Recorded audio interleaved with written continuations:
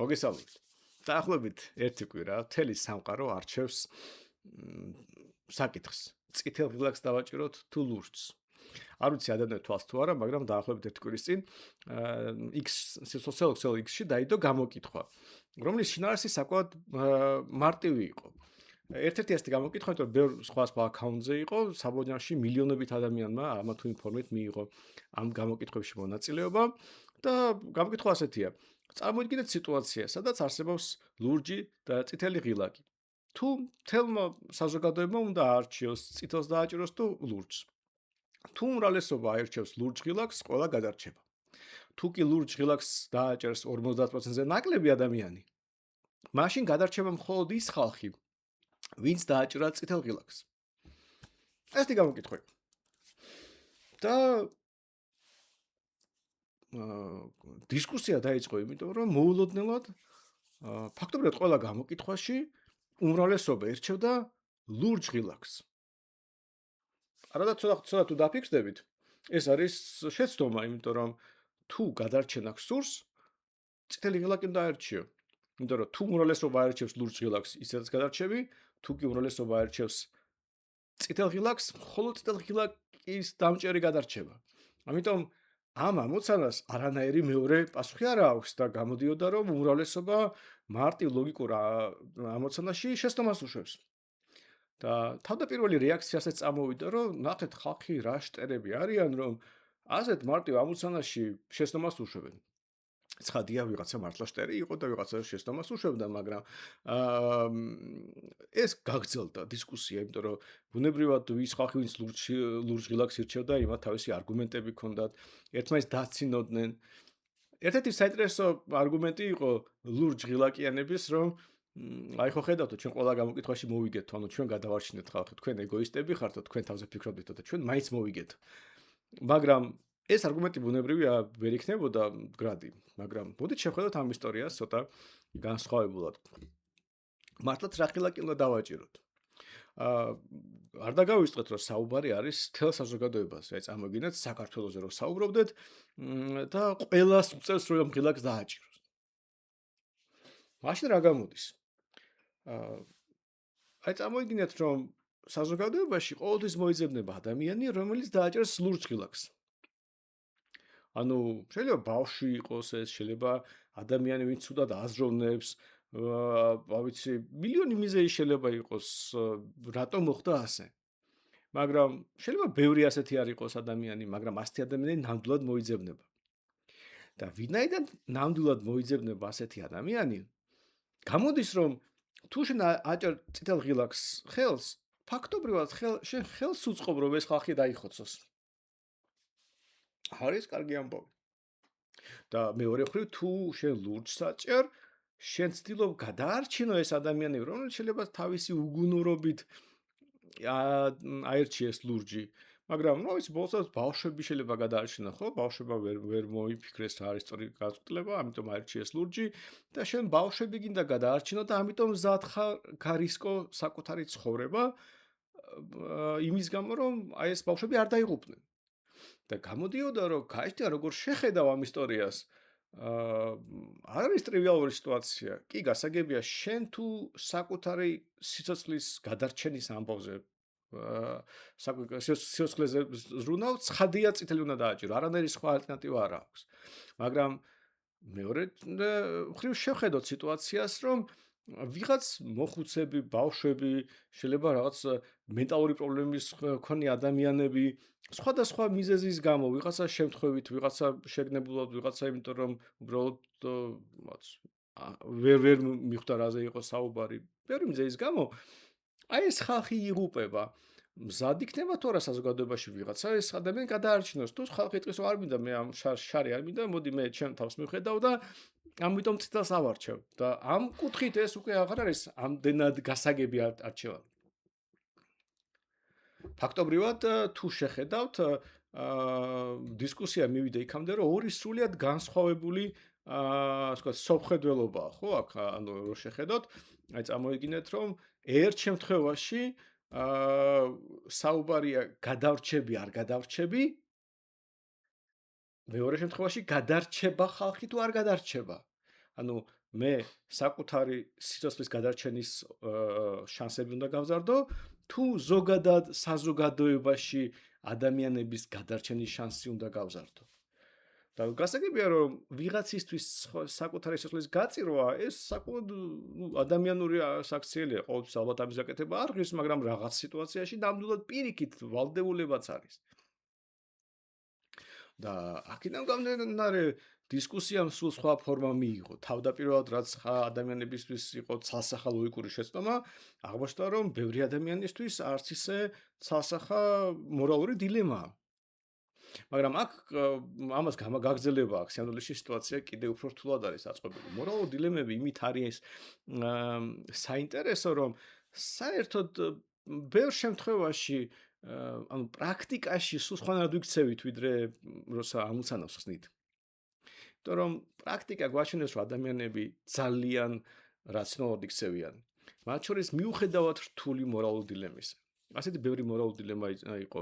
მაგალითად, ექიმები არიან მორალური დილემის წინაშე, როცა პაციენტები უნდა გაანაწილონ, ამიტომ ძალიან ხშირად პაციენტს, რომელსაც მეტი ზრუნვა ჭირდება, მათ შეიძლება უარი თქვან, რომ გადაარჩინონ ის პაციენტები, ვისაც ნაკლები ზრუნვა ჭირდება, მაგრამ მაღალია შედარებით გადარჩენის ალბათობა. ეს რაღაც ექსტრემალური სიტუაციებია, რესურსები შეზღუდულია. ექიმს ყველა ვარიანტში უწევს ამ არჩევანის გაკეთება და არის წესები, როგორ უნდა მოიქცეს, რომ მოხდეს რაც შეიძლება მეტი ადამიანის გადარჩენა. და ცივსისხლიანად ექიმები ამას აკეთებენ ხოლმე. თვითონავში თუ გერმეტიზაცია დაირღვა წესია, რომ ჯერ თუ ბავშვთან მოგზაურობ, ჯერ დასვლა ადამიანს საკუთარი თავი უნდა გადაარჩინოს და მერე ბავშვი. იმიტომ კი არა რომ ბავშვი მნიშვნელოვანი არის, არამედ თუ გადარჩენის მომენტში დრო დაიკარგება და დასვლა ადამიანი სულად გახდება, ისიც მოკვდება და ბავშვიც. ამიტომ ბავშვის სიცოცხლის გადარჩენის ალბათობაც იზრდება თუ ჯერ მშობელი მაგალითად საკუთარ ჟანგბადის ნიღაბს გაიკეთებს და ანუ გადარჩება და მერე მიხედავს ბავშვს. ეს უფრო ოპტიმალურია საბოლოო ჯამში რომ მეტი ადამიანი გადარჩეს ვიდრე ის ბუნებრივი ინსტინქტი რომელიც შეიძლება მშობელს ქონდეს რომ ჯერ ბავშვს მიხედოს. ომის დროს ჯარი რა თქმა უნდა ქვეყანას იცავს ხოლმე, მაგრამ საზღვართან მყოფი სოფლები და ქალაქები ყოველთვის ნაკლებად დაცულია და ყველა გენერალს ესმის, რომ ზოგჯერ უნდა დათმოს სოფელი თუ ქალაქი იმისთვის, რომ საბოლოო ჯამში ომი მოიგო.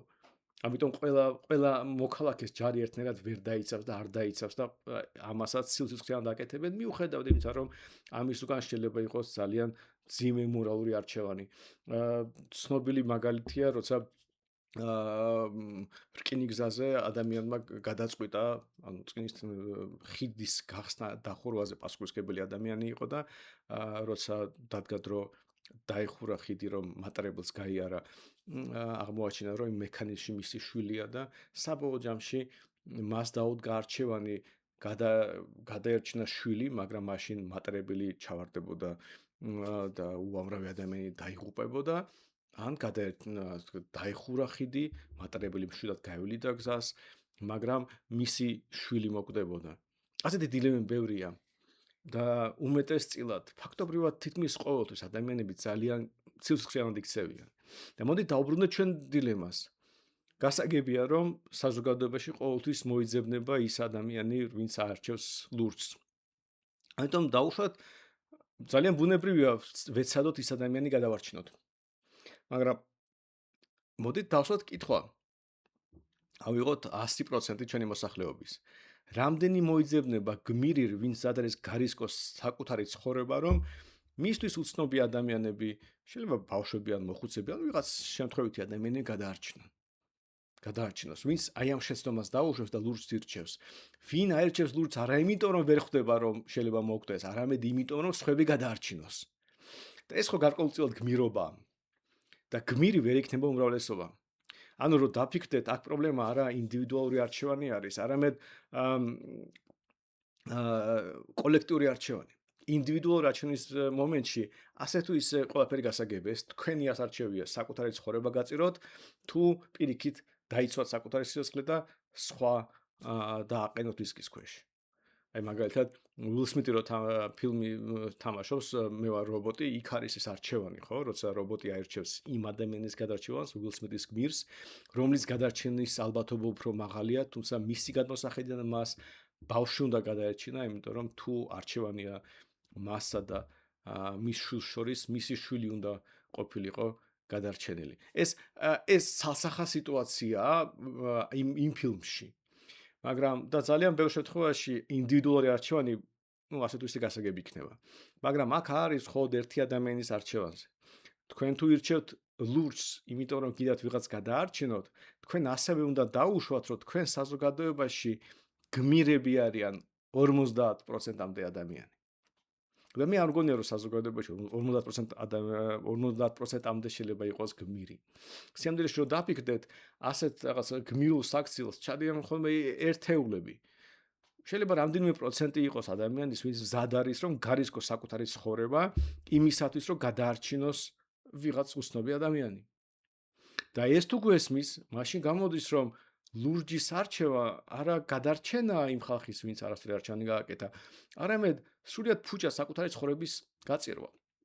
თუ იცი რომ 5%-ია შენს მხარეს და შენ კიდება იყო 50%. გასაგებია შენ თუ 5% პლუს 1, ეს დაახლოებით იგივეა რომ ადამიანი რომელიც თქვათ რომ უნდა აფეთქდეს, ბომბია, თქვენ არ შეგიძლიათ გადაარჩინოთ ეს ადამიანი, მაგრამ მიდიხარ და გვერდზე უდგებით, რომ თქვენც აფეთქდეთ. ეს ძალიან არალოგიკური ქცევა იქნებოდა. ამიტომ რეალურ სამყაროში ვირტუალური სამყაროსგან განსხვავებით, სადაც თქვენი არჩევანი პირდაპირ არ არის კავშირში რეალურ შედეგებთან. რეალურ სამყაროში დიდი ალბათობით ყველა მაინც წითელს აერჩევს. ყველა არა, უმრავლესობა. და ვიღაც ნაწილი ალბათ დაიღუპება.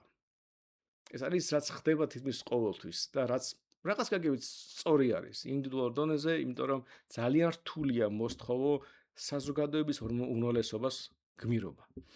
და ნამდვილად აი ჩვენი საზოგადოება რო აიღოთ გახლეჩილი სხვა პოლიტიკური დაპირისპირებებით, იდეოლოგიური ზოგჯერ დაპირისპირებებით, სხვადასხვა ტიპის კონფლიქტებით.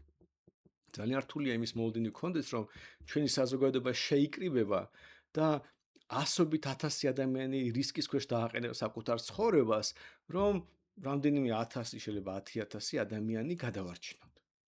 და თუ ასეთი ურთიერთნდობა, ურთიერთგაგება არ გვაქვს, მით უმეტეს თუ არ გვაქვს შესაძლებლობა რომ შევთანხმდეთ და წინასწარ ავარჩიოთ რა იქნებოდა უკეთესი, სავარაუდოდ ყველა საბოლოო ჯამში მიხვდება რომ ჯობია არ გარისკოს საკუთარი ახლობლების სიოცხლე და დააჭროს წითელ ღილაკს.